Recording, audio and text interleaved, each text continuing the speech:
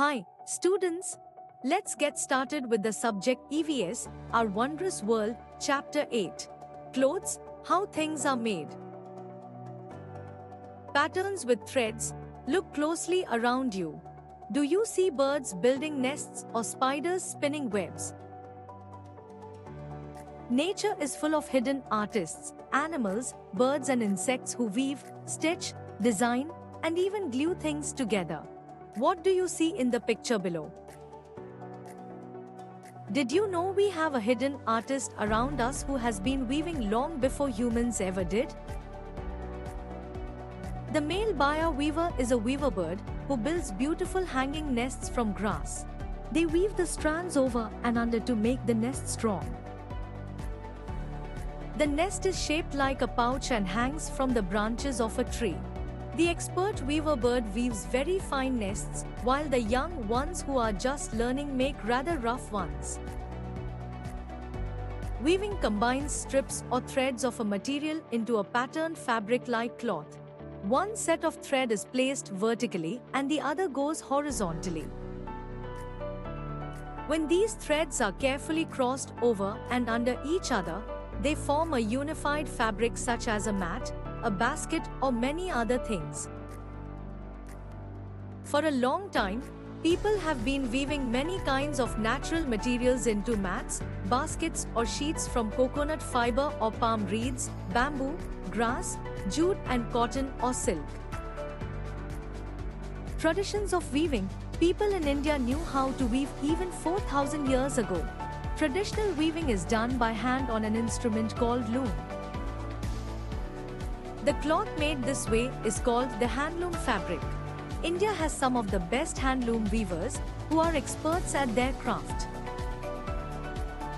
Weaving is not just about making clothes. It also provides work to many families and keeps our traditional skills and designs alive. That is why weaving is so special for India, both for its culture and for the people who depend on it for their livelihood.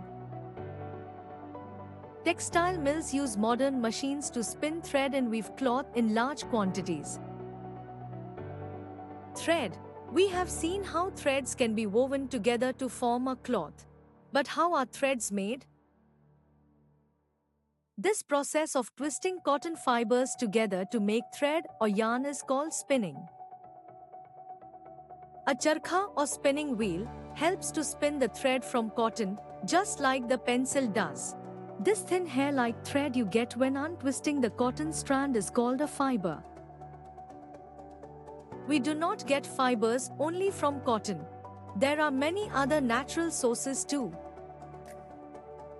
Natural fibers: bamboo, cotton, linen, wool, silk. Silk comes from the cocoon of a small insect called the silk moth. The cocoons are put in hot water. The silk thread is gently pulled out and then made into thread that is used to make silk fabric. 1. Silkworm eggs. 2. Caterpillar. 3. Cocoon. 4. Butterfly. Synthetic fibers: nylon, rayon, polyester, terylene. Crafting with needle and thread. Nature is full of amazing things. Do you know that there is a tiny little green bird that stitches its own nest? It is the tailor bird. With its beak, it sews the edges of a big leaf together by using plant fibers or spider silk. It pokes holes along the edge of the leaf and pulls the thread through its beak, like how tailors sew a cloth with a needle and thread to make a sleeve. It pads up this green sleeve to make a soft and safe nest to lay its eggs and raise its babies. Stitch and decorate. Did you know that in different parts of India, people use many different kinds of stitches? Not just to join cloth, but to decorate it beautifully too. Each stitch tells us a story of a place, people, and their tradition. Traditional embroideries of India and their origin: chikan or chiknakari, banjara, kanta, gota, Fulkari, Toda, Kashmiri, Kneng embroidery. Recycle. People in our country rarely throw clothes. If the clothes no longer fit us, we usually give them over to a younger sibling or to anyone who can use them. Sometimes an elder may make something else from it. There is also an old tradition in our country of making beautiful quilts by joining small pieces together. Exhibition. You have created a set of wonderful materials. Display your mats, stitched cloth pieces and leaf cutlery. Add name tags and short notes explaining how you made them.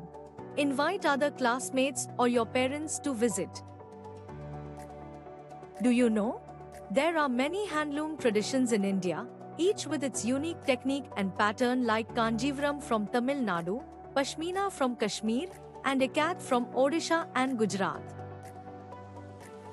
Do you know? Gandhi ji showed us how important it is for us to become self-sufficient. Knowing how to make our own cloth by spinning thread from cotton and weaving it into a fabric became a symbol of the freedom struggle and the path to becoming Atmanirbhar. The cloth made this way is known as khadi. Activity 1. 1. Take 5 to 6 strips of blue paper and tape them at the top of a surface. 2. Take another set of yellow paper strips and weave them through over, under, under. 3. Keep repeating until you get a mat. 4. Can you use this method to make a basket? Try using materials other than paper, such as strings, ropes, ribbons, or reeds. Activity 2. Look at a piece of cloth through a magnifying glass or by using zoom on a mobile phone camera. It could be a shirt or something you are wearing. Can you see the amazing criss-cross pattern? Activity 3. Take a ball of cotton and gently pull it out to make a strand. 1. Now, try twisting the strand slowly with your fingers. Notice how it becomes stronger as you pull it in a spin. 2. Take a pencil. Now, wind your cotton strand onto your pencil by twisting and adding more cotton to your ball. Activity 5. In small groups, collect fresh leaves of palash, teak, jackfruit, or similar broad leaves. If leaves are not available, try using paper. Also, collect some small twigs like toothpicks. Now, using the leaves or pieces of paper and the toothpicks, pin them together to create a plate or a spoon. Activity 6. Have you ever tried stitching? You will need a needle and thread to stitch a piece of fabric together. Can you fix a tear or sew a button? Let us learn simple stitching. Activity 7. Let us begin by learning the basic running stitch. 1. Take a piece of thread through a needle. Tie a knot at one end of the thread. 2. Start from the back of the cloth. Bring the needle up at point A. 3. Push the needle down at point B. 4. Bring it up at point C, then down at point D. 5. Keep going up, down in a straight line. 6. This is called a running stitch. Activity 8. Stitching clothes together. Now, let us use this stitch to bring two pieces of cloth together. 1. Collect small cloth pieces left over at a tailor's shop or some pieces of old cloth.